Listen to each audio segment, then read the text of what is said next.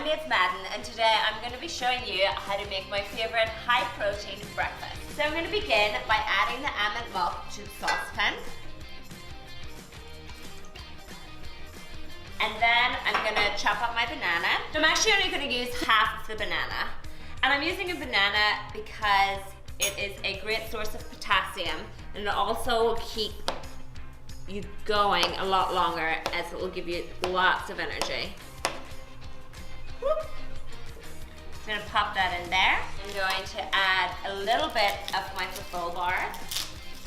So I'm just going to chop the bar up into small pieces so that they're more easily dissolved when cooking.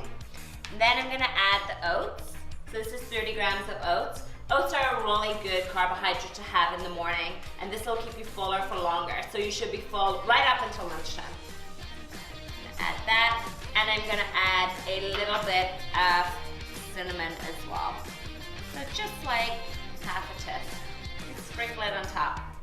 We're going to add this to a medium heat, and we're going to let it boil for about 3 to 4 minutes until everything has fully absorbed. So just continue to stir your oats over your medium heat until everything has completely combined. And then it is ready to put into a bowl. So once your oats are fully cooked, we're just going to add it to a bowl. And then we're going to add our toppings. We're just going to start by adding our banana. I'm going to add the peanut caramel protein bar, a pinch of salt on the top, and some of my crunchy almond butter.